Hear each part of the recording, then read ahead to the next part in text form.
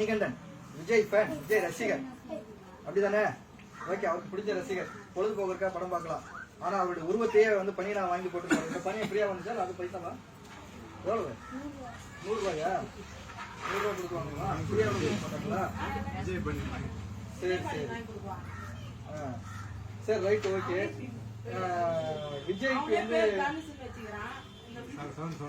விஜய்க்கு வந்து இப்போ ஒரு படம் எடுத்தாங்கல்ல, அந்த படம் பேரு மாஸ்டர். அவருக்கு எவ்வளவு சம்பளம் தெரியல. அவங்க பையன் எங்க படிக்கிறாரு? கனடாவில் படிக்கிறாரு. அவங்க பையன் கனடாவில். நம்ம எங்க படிக்கிறோம்? கூடாஞ்சேரியில படிக்கிறோம். அவங்க பையன் ஏன் ஒன்னையும் போய் கனடாவில் சேர்த்து படிக்க கிடையாது? விஜய் ரசிகரா இருக்கிற ஒன்னையும் பார்த்தா கொண்டு படிக்க வச்சிருவாரா? அவங்க நிறைய பேர் பாக்குறாங்கல்ல, பாலுக்கு கட் அவுட் எல்லாம் பாலாபிஷேகம் ஊத்திட்டு இருக்காங்க. கட் அவுட் வச்சிருக்காங்க பாத்தீங்களா? பால் யாருக்கு கொடுப்பாங்க? சாமிக்கு. வேற யாருக்கு கொடுப்பாங்க? குழந்தைக்கு பால் கொடுப்பாங்க மெயினா. தேவி அப்படி எடுத்தும்பா தேவி. இது பண்ணுகிறேன் வீடு ஏன் இது மாதிரி மதிக்க மாட்டேற?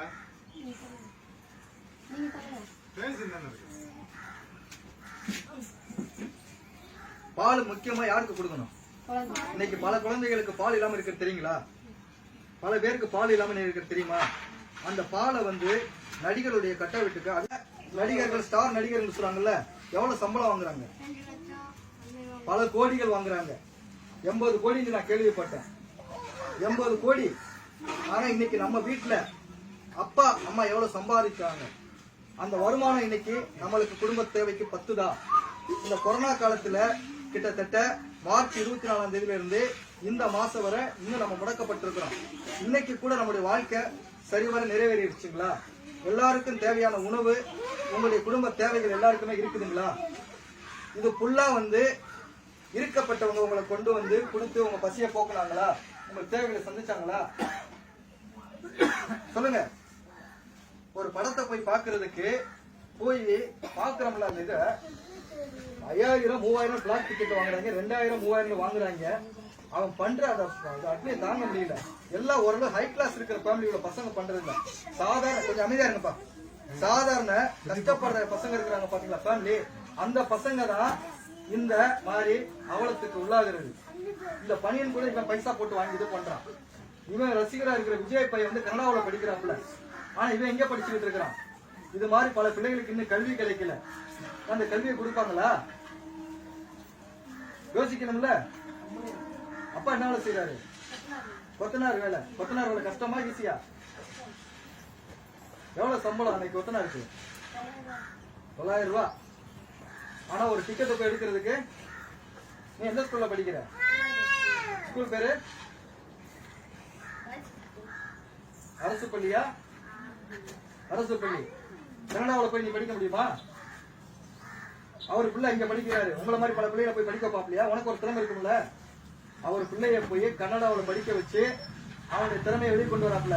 அது போல என்னுடைய ரசிகரா இருக்கிறவங்களுக்கு, திறமை உள்ளவங்களை நான் போய் அங்க படிக்க வைக்கிறேன். அவனுக்கு வந்து நான் சினிமா வாய்ப்பு கொடுக்குறேன், சினிமாவில் நடிக்க வைக்கிறேன், சினிமா டைரக்டருக்கு ஆக்குறேன் அப்படின்னு அவங்க செய்வாங்களா? இந்த இவருக்கு வந்து சினிமாவில் வந்து நல்ல திறமை உள்ளவர் தான். இவர் திறமைக்கு வந்து ஏன் அவங்க வாய்ப்பு கொடுப்பாங்களா? இது மாதிரி நிறைய பேர் இருக்கிறாங்களா இல்லைங்களா? யோசிக்கணும். உண்மையான ஹீரோ யார் தெரியுமா? நமக்காக நம்ம வீட்டுல நம்மளை கஷ்டப்பட்டு பசியும் பட்டினியுமா இருந்து நம்மளை படிக்க வச்சு இந்த போராட்டமான அந்த வாழ்க்கையிலும் நம்ம பிள்ளைகளை கரையேற்றணும் என்று சொல்லிக்கிட்டு போராடி இருக்கிற உங்களுடைய அப்பாவும் உங்களுடைய அம்மாவும் தான் உங்களுக்கு ஹீரோ. உண்மையான ஹீரோ. புரிஞ்சுதா? நீ படம் பார்க்கணும்னு சொன்னா போய் பாரு, ரசி. ஆனா அவனுக்கு அடிமையா வந்து அவன் வாழ்கன்னு சொல்லிக்கிட்டு நீ போய் காலில் கிடக்காதீங்க. சரிதானா? எந்த ரசிகரா இருக்கட்டும், அவங்க வாங்குற சம்பளத்துக்கு கூட ஒழுங்கா வருமான வரி கட்டுறது கிடையாதுங்க. சின்ன பசங்க தெரியறது இல்ல, ஆனா தெரிஞ்சுக்கிறேன். நான் சொன்னதுல உனக்கு கோவம் வருதா? சரி, நீ நாளைக்கு போய் கனடாவில் நீ போய் படிக்கணும். படிப்பியா? விஜய்கிட்ட லெட்டர் எழுதி போடு, உங்க பையனை படிக்க வச்சீங்கல்ல, என்னைய படிக்க வைங்க அப்படின்னு சொல்லணும். இல்ல எங்க ஊர்ல விஜய் ரசிகர் எத்தனை பேர் இருக்கிறீங்க?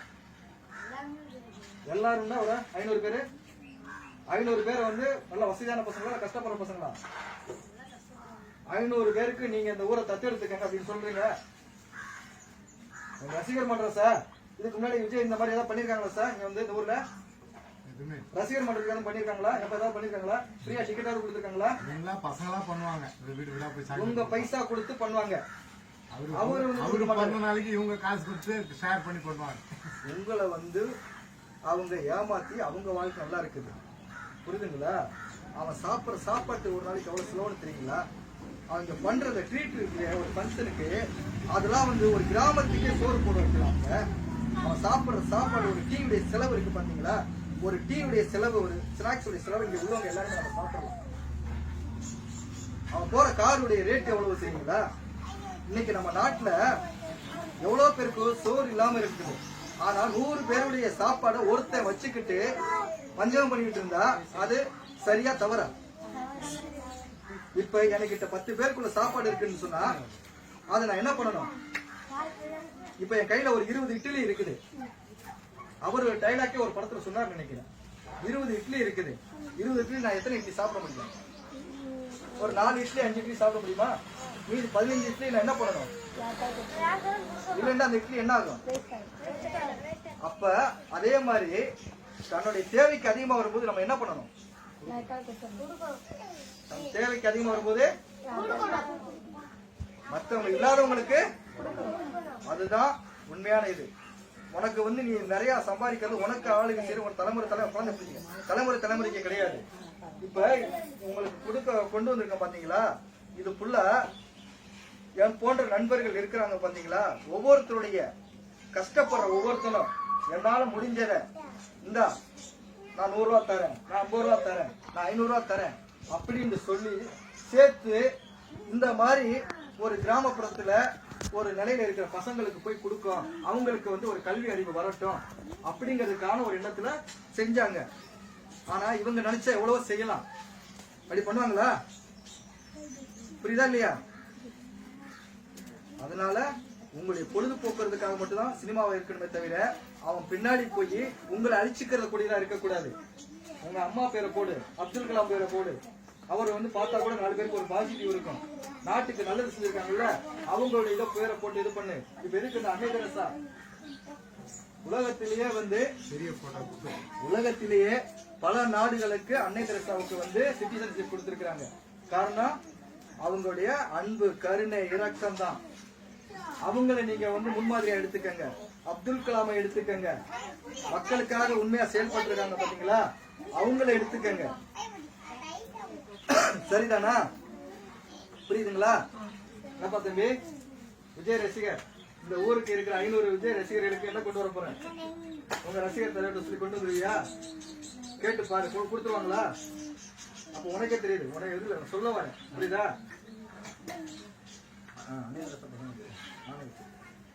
இவங்களை பாருங்க, இந்த முகத்தை பார்த்தா நமக்கு என்ன தோணுது?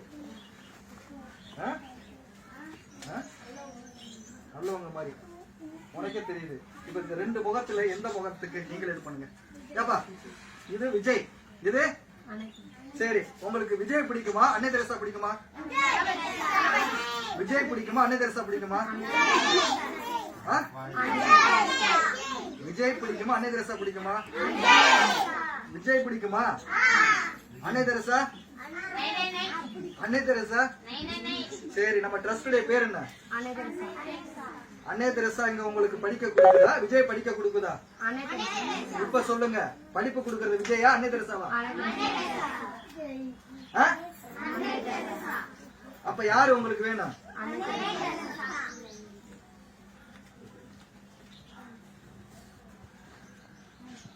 இவர் யாரு? விஜய் வேணுமா, அப்துல் கலாம் வேணுமா? அப்துல் கலாம் என்ன பண்ணாரு சொல்லு? அப்துல் கலாம் என்ன பண்ணாரு? அவர் இந்த நாட்டுக்கு முன்மாதிரியா, இவர் முன்மாதிரியா? சிகரெட்டை போட்டு சிகரெட் குடிக்கிறவர், தண்ணி அடிக்கிற ஒரு முன்மாதிரியா?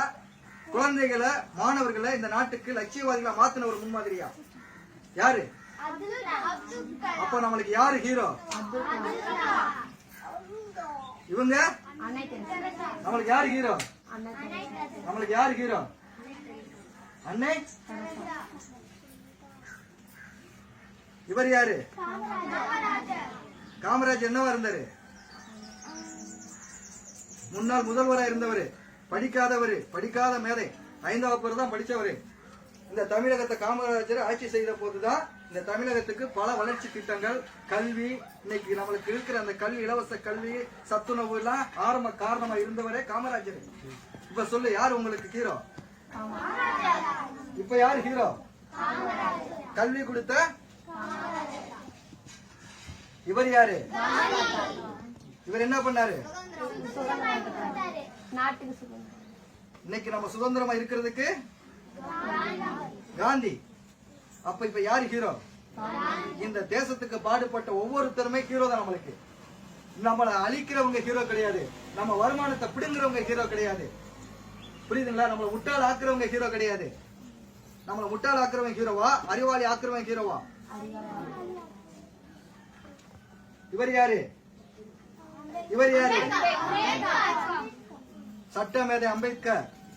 இன்னைக்கு இந்திய அரசியலமைப்பு இந்த சட்டத்தை ஏற்றி தந்தவரே. இன்னைக்கு இந்த குடியரசு தினம் இருக்குல்ல, இந்த குடியரசு தினத்துக்கு இந்த அரசியல் அமைப்பை உருவாக்கி கொடுத்தவர் யாரு? இப்ப யாரு சொல்லுங்க, இந்த நாட்டுக்கு யாரு முன்மாதிரியா இருந்திருக்கா? இன்னைக்கு இந்த சட்டம் தான் இன்னைக்கு நம்மளுக்கு பாதுகாப்பு கொடுத்துக்கிட்டு இருக்குது. சொல்லுங்க, இந்த சட்டம் தான் பாதுகாப்பு